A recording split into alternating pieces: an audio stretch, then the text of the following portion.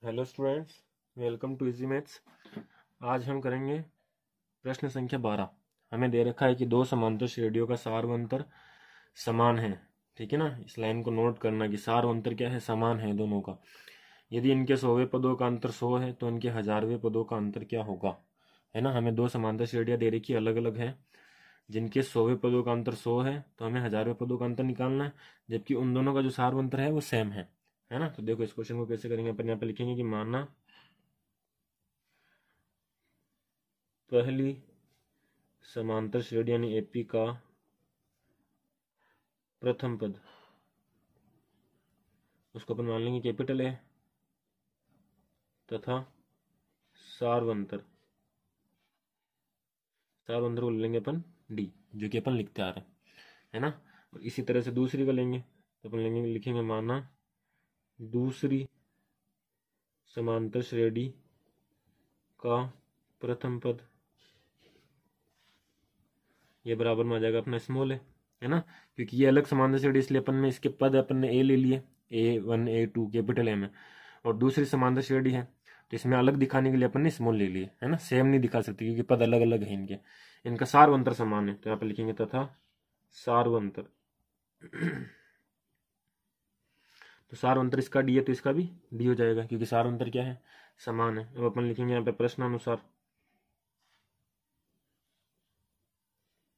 प्रश्न कह रहा है कि इनके 100वें पदों का अंतर, तो 100वां पद, पहले समांतर श्रेणी का 100वां पद क्या होगा, A100, क्योंकि पहला पद ए है तो दूसरा A1, तीसरा A2, चौथा A4 ऐसे, तो 100वां पद क्या हो जाएगा A100, माइनस दूसरी समांतर श्रेणी का 100वां पद क्या होगा, इसका स्मॉल ए, और यहाँ पे 100 लिख देंगे।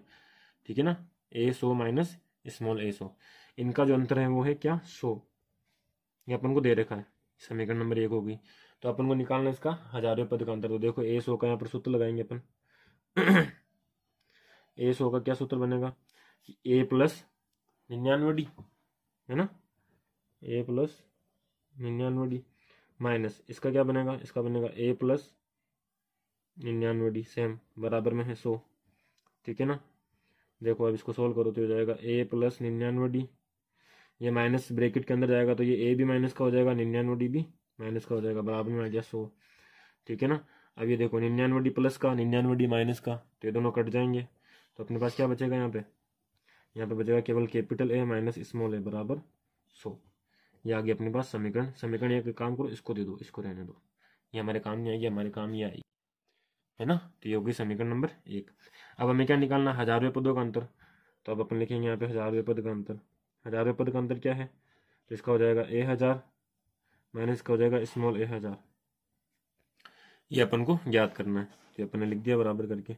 अब A1000 क्या बनेगा, यहाँ पे ए प्लस 999D, माइनस इसका क्या बनेगा, ए प्लस 999D, है ना। ये अपन को निकालना है, माइनस को ब्रैकेट के अंदर डालो तो क्या बन जाएगा अपने पास, ए प्लस 999D माइनस ए माइनस 999D। ये 999D प्लस का है और ये 999D माइनस का है, तो ये दोनों क्या हो जाएंगे, कट जाएंगे, ये कट गए, बचा क्या अपने पास, ए माइनस ए। अब ए माइनस ए किसके बराबर है, तो ए माइनस ए समीकरण 1 से 100 के बराबर है, तो अपन यहाँ पे लिख देंगे किसके बराबर है, 100 के। कहाँ से आए ये, समीकरण 1 से, समीकरण 1 से, यानी कि 1000वें पदों का अंतर भी क्या आ गया, 100 आ गया। 100वें पदों का अंतर भी 100 है, 1000वें पद का अंतर भी क्या है, 100। ये हमारा आंसर है।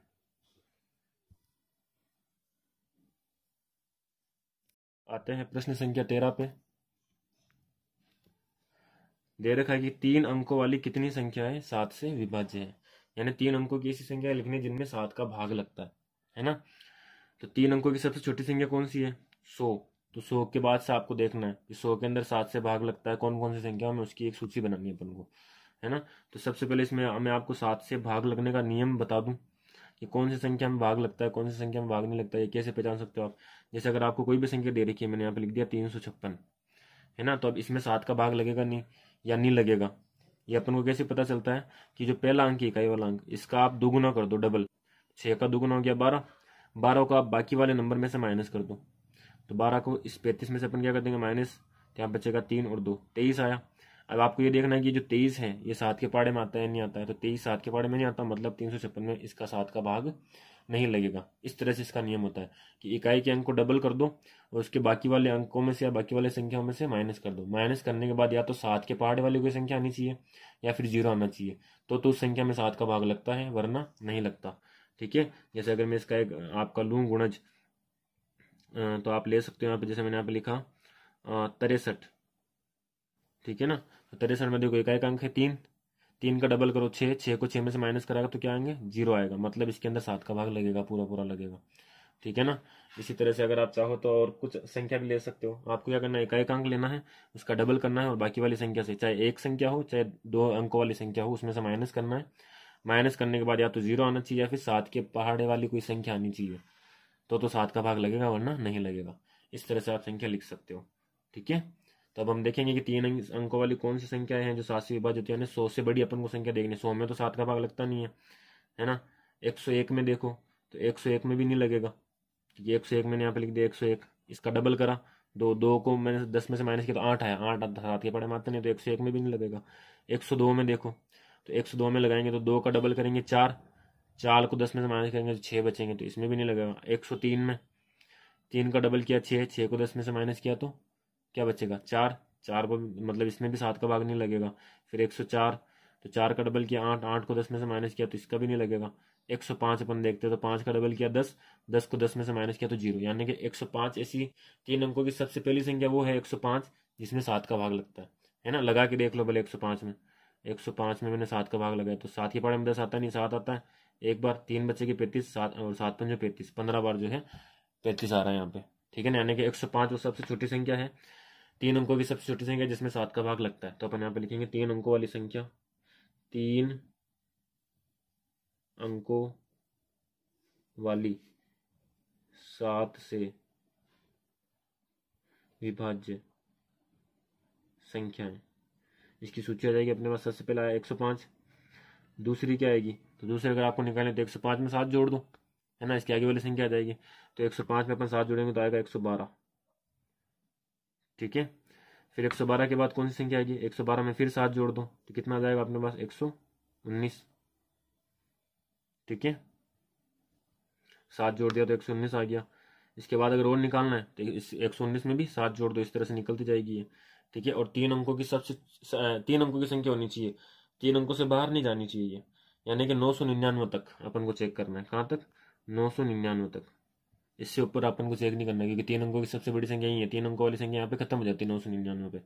ठीक है ना, तो 999 में अब देखो 7 का भाग लगता कि नहीं लगता, तो 9 का डबल किया 18, 18 को 99 से माइनस करो, 9 में से 8 गया 1, 9 में से 1 गया 8, 81 आ रहा है। 7 के पहाड़े में 81 आता है क्या, तो 7 के पहाड़े में 70, 70 के बाद 77 और 77 के बाद बचा अपने पास 84 आता है ना, 81 नहीं आता।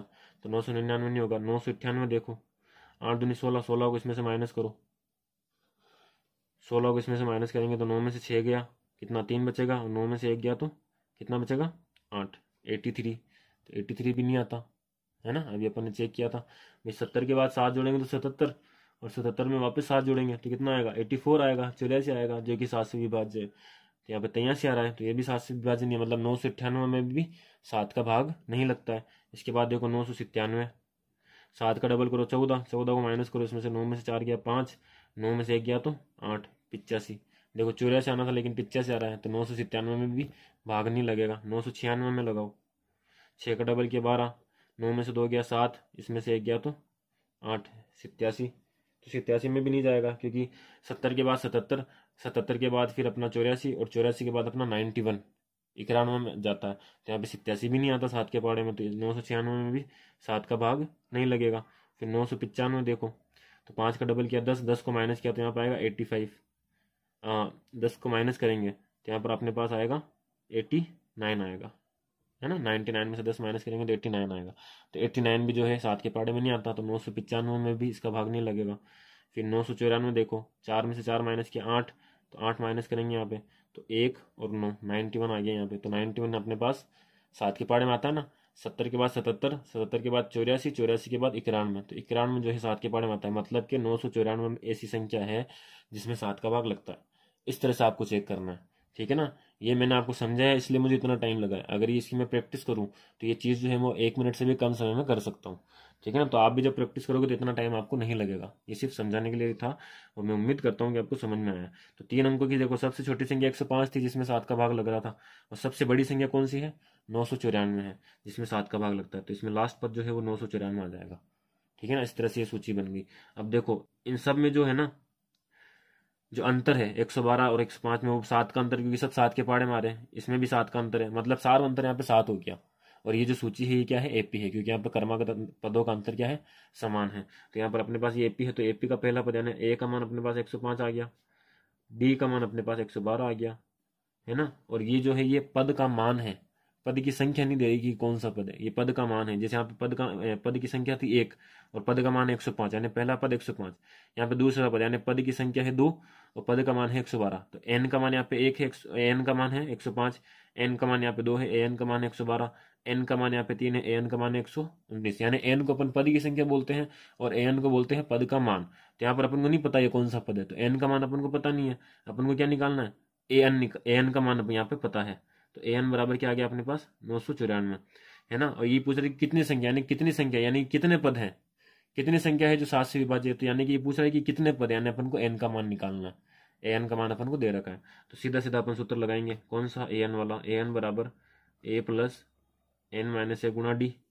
ठीक है ना, ए एन का मान अपने पास है 994 बराबर ए का मान आ गया 105 प्लस एन माइनस 1 गुणा डी, डी का मान है, सॉरी यहाँ पे मैंने डी का मान 112 लिख दिया, तो दूसरा पद डी का मान यहाँ पे 7 आएगा, है ना, क्रमागत पदों का अंतर। तो डी का मान अपने पास यहाँ पे क्या आ जाएगा, 7 आ जाएगा। ठीक है, अब ये 105 को इधर ले आओ तो ये हो जाएगा माइनस 994 माइनस 105 बराबर में बच्चा अपने पास एन माइनस 1 गुणा 7। अब 994 में से 105 को घटाओ, तो देखो 994 में से मैं घटाता हूँ, 105 को घटाएंगे तो 4 में से 5 जाते नहीं, उधार लेंगे यहाँ पे 8 बच गया, 14 में से 5 गया तो 9 बचेगा, है ना, 8 में से 0 गया 8 बचेगा, और 9 में से 1 गया तो 8 बचेगा, 890 कितना बचा, 890 बराबर एन माइनस 1 गुणा 7। अब ये 7 यहाँ पे गुणा में, इसको इधर भेजेंगे तो ये भाग में आ जाएगा, तो ये हो जाएगा 890/7 बराबर एन माइनस 1। अब क्या करना है, 890 में 7 का भाग लगाना है, तो देखो 890 में 7 का भाग लगाना है, तो 7 एकम 7 माइनस किया तो 1 बचा 8, 7 दूनी 14 माइनस करेंगे तो 4 बचेगा 9 और 7 7 49। तो अपने पास यहाँ पे आंसर आया 127 बराबर में है एन माइनस 1। ये 1 माइनस का इधर आया तो प्लस का हो जाएगा, तो ये हो जाएगा 127 प्लस 1 बराबर एन, यानी कि एन का मान क्या आ गया अपने पास 128। यानी कि कितने पद हैं, 105 से लेकर 994 तक की कितनी संख्याएं हैं, कितने पद हैं, 128 पद हैं, है ना। तो 3 अंकों वाली कितनी संख्या 7 से विभाज्य है, 128। तो अपन यहाँ पे लिख देंगे, अतः 3 अंकों वाली 128 संख्याएं 7 से विभाज्य है, 7 से विभाज्य। ठीक है, ये आपका हो गया है 13वां क्वेश्चन खत्म। अब हम देखेंगे प्रश्न संख्या 14। दे रखा है कि 10 और 250 के बीच में 4 के कितने गुणज हैं। तो गुणज का भी मतलब वही है कि जो 4 के पहाड़े में आते हैं, है ना, 4 8 12 16 20 इस तरह से। लेकिन अपन को देखना 10 और 250 के बीच में, तो देखो 4 के पहाड़े में 4 और 8 ये अपन नहीं ले सकते क्योंकि ये 10 से छोटे हैं, अपन को 10 से बड़े लेने हैं। तो सबसे शुरुआत कहाँ से होगी, 12 से, है ना। तो अपन यहाँ पे लिखेंगे, सूची क्या बनेगी अपने पास, सूची बनेगी अपने पास, सबसे पहले आएगा 12, 12 के बाद 16, 16 के बाद 20 इस तरह से। और ये कहाँ तक चलेगी, 250 तक जाना है। ठीक है ना, तो अपन को ये देखना है कि 250 के करीब या 250 में 4 का भाग लगता है नहीं लगता। अगर 250 में लगता है तो अपन यहाँ पे 250 लिख देंगे, नहीं लगता तो अपन देखेंगे 249 248 किस में 4 का भाग लगता है, यानी कि कौन 4 का गुणज है।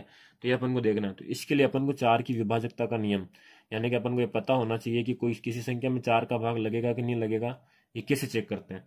तो देखो इसके लिए एक सीधा सा रूल है कि अगर आपको किसी संख्या में चेक करना है 4 का भाग लगता है नहीं लगता, तो अपन को क्या करना है, जो कोई भी संख्या आपको दे देखिए उसके लास्ट के जो 2 डिजिट है ये, अगर इनमें 4 का भाग लग रहा है तो पूरी संख्या में भी 4 का भाग लगेगा। ये 4 की विभाजकता का नियम है। ठीक है ना, अगर लास्ट के इकाई और दहाई वाले अंक में जो संख्या बन रही है उसमें 4 का भाग लग रहा है तो बाकी की पूरी संख्या में भी 4 का भाग लगेगा। तो देखो यहाँ पर है 50, तो 50 में 4 का भाग लगता है क्या, तो 50 में 4 का भाग नहीं लगता क्योंकि 40 आता है 10 बार, फिर 44, फिर 48, फिर सीधा 52 आता है, तो 50 नहीं आता।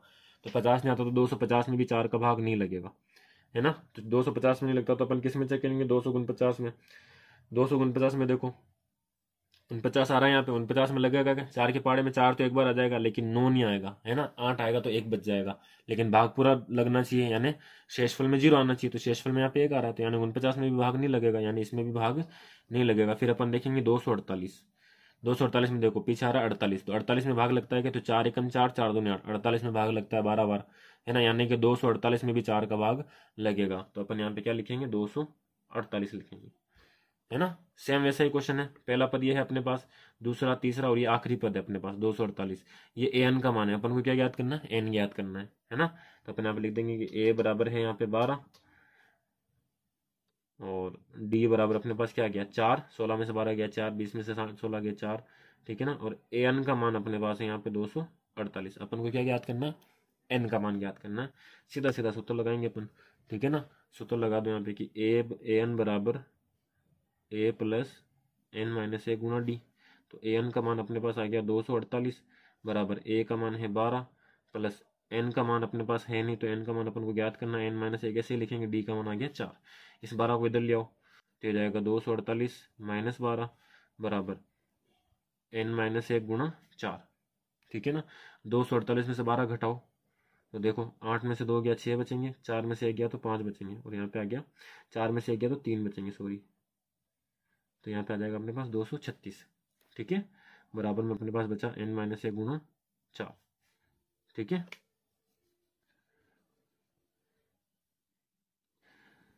नेक्स्ट अपन क्या करेंगे, अब ये 4 यहाँ पे गुणा में इधर आएगा तो भाग में आ जाएगा ये, तो 236/4 बराबर एन माइनस 1। अब आपको ब्रैकेट हटा देना है ना। 236 में 4 का भाग लगाओ तो देखो 236 में 4 का भाग लगाते हैं। 4 के भाग में देखो दो, दो तो छोटी संख्या है तो 2 को नहीं मिलाएंगे, 2 में नहीं लगाएंगे अपन भाग। क्या करेंगे, जब छोटी संख्या आती है ना पे तो एक संख्या और मिला लो। तो 23, 23 में अपन को 4 का भाग लगाना है, तो 4 के पहाड़े में 23 नहीं आता है। 23 से छोटी कौन सी संख्या आती है, तो 23 से छोटी कौन सी संख्या आएगी, 23 से छोटी अपने पास 4 के पहाड़े में आती है 20। कितनी बार, 5 बार। माइनस किया कितना बचेगा, 3 बचेगा, आगे 6 लिखेंगे 36। 4 के पहाड़े में 36 आता है 9 बार, तो यहाँ पे 36 का 36 हो गया 0, यानी कि 4 का भाग लगाया 236 में कितना आया, 59 आया। बराबर में क्या बचेगा, एन माइनस 1। तो एन का मान यहाँ पे क्या आ जाएगा, एन बराबर 59 प्लस 1। इस एक को मैंने इधर भेज दिया तो आ जाएगा 59 प्लस 1 बराबर एन। उसको अपन ऐसे भी लिख सकते हैं, एन बराबर 59 प्लस 1। तो ये अपने पास आ जाएगा एन बराबर 60। इसका मतलब क्या हुआ कि 10 से 250 के बीच में 4 के कितने गुणज हैं, 4 के 60 गुणज है। तो अपन यहाँ पे लिख देंगे आंसर में, अतः 10 और जैसा क्वेश्चन में लिखा हुआ है वैसा आपको आंसर में लिखना है। 250 के बीच 4 के 60 गुणज है, 60 गुणज है, ठीक है ना। तो जैसा अपन को क्वेश्चन ने पूछा है वैसा अपन ने आंसर लिखा है, और अपन को ऐसे ही लिखना है ताकि आपके एक भी मार्क्स जो है इधर से उधर ना हो। ये आपके बोर्ड के पैटर्न से ही काम किया जा रहा है, आपको बोर्ड एग्जाम के अंदर ऐसे ही काम करना है, नीट एंड क्लीन, है ना। जैसे मेरे यहाँ पे थोड़ी सी ये गलती हो गई तो आपको ऐसी गलती नहीं करनी है, एकदम सावधानी से काम करना है। और ये जो रफ काम है ये आपको कॉपी के सबसे पीछे रफ के लिए जो है 3-4 पेज दिए हुए होंगे रफ कार्य के लिए, वहां पे करना है, कॉपी के अंदर नहीं करना है ये रफ कार्य, ठीक है ना। आपको एकदम साफ सुथरा काम करना है। अब हम देखेंगे प्रश्न संख्या 15। अपन को दे रखा है कि n के किस मान के लिए, इसका मतलब अपन को n का मान निकालना है ना। n के किस मान के लिए दोनों समांतर श्रेणियों, दो समांतर श्रेणी दे रखी है, पहली है 63, 65, 67 इस तरह से आगे तक चलती जा रही है, और दूसरी है 3, 10, 17 इस तरह से आगे तक चलती जा रही है। इसके nवें पद का मान क्या है, बराबर है। तो अपन को n का मान निकालना है। इन दोनों समांतर श्रेणियों के n के पद क्या है, बराबर है। तो देखो अपन को यहाँ पर दो समांतर श्रेणी दे रखी है ना। तो इनको अलग अलग दिखाने के लिए अपन इसके जो पद हैं उनको कैपिटल से लिखेंगे और इसके जो पद हैं उसको स्मॉल से लिखेंगे। अब यहाँ पर अपन को ये भी नहीं कहा कि सारों अंतर समान है, तो इसका भी सारों अंतर अपन कैपिटल डी लिखेंगे और इसका सारों अंतर अपन स्मॉल डी लिखेंगे ताकि अलग अलग दिखे, है ना। इसलिए तो अपन यहाँ पे लिखेंगे कि माना पहली समांतर श्रेणी यानी एपी का पहला पद बराबर ए, है ना। तथा और ए बराबर अपन को दे रखा है यहाँ पे 63, जो अपन बाद में लिख लेंगे, है ना। 63 दे रखा है अपन। तथा सार्व अंतर, सार्व अंतर क्या मान लेंगे, डी मान लेंगे, ठीक है ना। तो अपन में लिख देंगे अतः ए का मान क्या है अपने पास 63, डी का मान अपन निकाल देंगे 65 माइनस 63, दूसरा पद माइनस पहला पद, क्या बचेगा 2, यानी डी का मान क्या आ गया अपने पास 2। तो इस तरह से अपन के पास ए एन का सूत्र क्या बनेगा, यहाँ पे अपन लिख देंगे अब ए एन का सूत्र क्या बनेगा, कैपिटल ए एन बराबर ए प्लस एन माइनस 1 गुणा डी। ठीक है, ये अपना मान आ गया। अब यहाँ पे देखो ए एन का मान अपने पास है नहीं, तो अपन यहाँ पे ए एन ही रखेंगे बराबर ए का मान अपने पास है 63 प्लस एन माइनस 1 की जगह अपन क्या रखेंगे, एन माइनस 1 ही रखेंगे, और यहाँ पे डी का मान अपने पास क्या आ गया 2 आ गया। ये हो गई समीकरण नंबर 1। ठीक है ना। अब अपन देखेंगे दूसरी समीकरण, दूसरी समांतर श्रेणी के लिए तो अपन लिखेंगे माना दूसरी समांतर श्रेणी यानी दूसरी एपी का पहला पद क्या मान लिया, स्मॉल ए, है ना, जो कि अपने पास है 3, और तथा सार्वंतर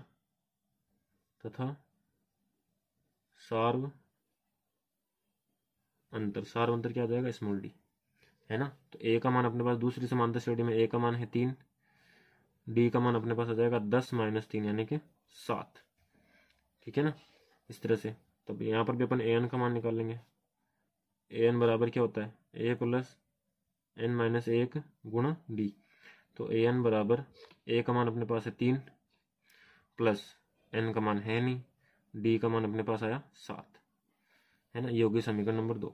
तो ये क्वेश्चन कह रहा है कि एन के किस मान के लिए दोनों समांतर श्रेणी की जो एन वे पद है वो बराबर है, यानी एन वे पद मतलब ए एन, ये और ये ए एन, ये दोनों क्या है, बराबर है। तो अपन यहाँ पे लिख देंगे समीकरण प्रश्नानुसार। प्रश्न अपन को कह रहा है कि ये जो दोनों है ये क्या है, बराबर है, कि इसका एनवा पद और दूसरे समांतर श्रेणी का एनवा पद ये दोनों क्या है, बराबर है। ए एन बराबर ए एन। अब इसके मान रख दो यहाँ पे समीकरण 1 और 2 से, तो मान रख देंगे। तो ए एन का मान अपने पास आया है 63 प्लस एन माइनस 1 गुणा 2, और इधर अपने पास आया है 3 प्लस एन माइनस 1 गुणा 7। इस तरह से 3 के ब्रैकेट में गुणा करो, देखो ये हो जाएगा अपने पास 63 प्लस 2 को अंदर गुणा किया तो 2n माइनस 2 को 1 से गुणा किया 2 बराबर, इधर आ जाएगा 3 प्लस 7 को n से गुणा करेंगे तो 7n माइनस 7 को 1 से गुणा किया तो 7 आ गया। ठीक है ना। अब ये 63 और ये 2 देखो, ये 63 प्लस का, ये माइनस का 2, दोनों चर संख्या आती है, प्लस का माइनस का असमान चिन्ह तो घट जाएंगे। 63 में से 2 हो गए तो अपने पास क्या बचा 61 प्लस में 2n बराबर, इधर ये 3 प्लस का, ये 7 माइनस का है तो घटेंगे, 7 में से 3 गया 4, यानी कि माइनस का 4 बचेगा अपने पास, तो ये हो जाएगा 7n माइनस 4। ठीक है ना। अब n वाली संख्या को इधर ले आओ, अचर संख्या को उधर ले जाओ, तो देखो यहाँ पे 2n तो है ही है, ये 7n इधर आएगा तो माइनस का 7n बन गया बराबर, इधर माइनस 4 पहले से ही बचा है, 61 इधर आया तो माइनस का 61 बन गया। ठीक है ना। अब ये असमान चिन्ह तो घट जाएंगे, 7n में से 2n गया तो 5n बचेगा, और बड़ी संख्या माइनस की तो इसके आगे माइनस लग जाएगा। ये दोनों ही माइनस की है, समान चिन्ह, समान चिन्ह तो ये क्या हो जाएंगे, जुड़ जाएंगे, है ना। 61 और 4 कितने हो गए 65, बड़ी संख्या माइनस की तो माइनस। अब ये -5 गुणा में उधर जाएगा तो भाग में जाएगा, तो हो जाएगा n बराबर माइनस का 65 बट्टे माइनस का 5, ऊपर नीचे दोनों जगह माइनस है तो माइनस से माइनस कट गया, प्लस बन जाएगा। तो n का मान अपने पास आ जाएगा 65 में 5 का भाग लगा दो, 5 एकम 5 और 5 दिया 15, तो n का मान आ गया अपने पास 13। ठीक है, तो उम्मीद है आपको ये क्वेश्चन समझ में आया हो। अब हम देखेंगे प्रश्न संख्या 16। अपन को दे रहा है कि वह एपी ज्ञात कीजिए जिसका तीसरा पद 16 है और सातवां पद जो है वो पांचवें पद से 12 अधिक है। तो सबसे पहले अपन को दे रहा है कि तीसरा पद क्या है 16, तो अपन यहाँ पे लिखेंगे तीसरा पद 16। तीसरा पद 16 मतलब a3 बराबर 16, है ना। a3 का सूत्र क्या होता है, a प्लस 2d बराबर 16। ये होगी समीकरण नंबर 1। दूसरी चीज अपन को दे रही है कि सातवां पद जो है वो पांचवें पद से 12 अधिक है। तो यहाँ पर अपन लिखेंगे कि सातवां पद यानी कि a7 वो जो है वो पांचवें पद यानी कि a5 से 12 अधिक है, मतलब कि इसमें 12 प्लस करने, इस तरह से। तो अब a7 का सूत्र क्या होगा, a प्लस 6d, a5 का सूत्र क्या होगा, a प्लस 4d, और प्लस में यहाँ पे कौन है 12। ठीक है ना। 12 को इधर ही छोड़ दो, बाकी सबको इधर ले आओ, तो हो जाएगा a प्लस 6d, ये a इधर आएगा तो ये माइनस का, ये 4d प्लस का ये भी इधर आया तो माइनस का, बराबर में क्या बचा 12। a प्लस का है माइनस का कट गया, ठीक है ना। 6d प्लस का है ये माइनस का है, असमान चिन्ह तो घटेंगे, 6d में से 4d गया कितना बचेगा 2d बचेंगे, बराबर में क्या है 12। तो d बराबर क्या आ जाएगा 12/2, ये इधर गुणा में था आया तो भाग में आ गया, d बराबर क्या आ गया अपने पास 6 आ गया। अब d का मान किस में रखेंगे, समीकरण 1 में रखेंगे। ठीक है ना। तो d का मान समीकरण 1 में रखने पर समीकरण एक क्या है अपने पास, समीकरण है कि a प्लस 2d बराबर 16। यहाँ पे d का मान रखो, देखो तो a प्लस 2, d का मान आया 6, तो यहाँ पे 6 रख दिया बराबर 16। तो a प्लस 6 दूनी क्या हो गया 12 बराबर 16, 12 को उधर भेज दो तो ये हो जाएगा a बराबर 16 माइनस 12, तो a बराबर 4। ठीक है, यानी पहला पद अपने पास 4 आ गया है और सार अंतर क्या आ गया है 6 आ गया है। तो अपन को एपी ज्ञात करनी है, तो अपने यहाँ लिख देंगे अतः एपी। ठीक है ना, तो एपी क्या हो जाएगा अपने पास, पहला पद अपने पास 4 है, दूसरा पद कैसे निकलेगा, दूसरे पद यानी पहले पद में सार अंतर जोड़ दो, सार अंतर है अपने पास 6, तो 6 जोड़ देंगे तो कितना हो जाएगा 10। फिर तीसरे पद वापस इसमें 6 जोड़ दो तो हो जाएगा 16, चौथा पद वापस इसमें छोड़ दो 6 जोड़ दो तो हो जाएगी 22। इस तरह से एपी बनती जाएगी। तो ये हमने एपी ज्ञात कर दी है। ठीक है ना, उम्मीद है आपको ये क्वेश्चन समझ में आया हो। तो अगर वीडियो पसंद आई है तो इसको लाइक करना है, शेयर करना है ना, और सब्सक्राइब करना है चैनल को, और ज़्यादा से ज़्यादा अपने स्टूडेंट्स, अपने दोस्त वगैरह को ये वीडियो पहुंचानी है ताकि वो भी इसका फ़ायदा उठा सके। ठीक है, thank you so much for watching.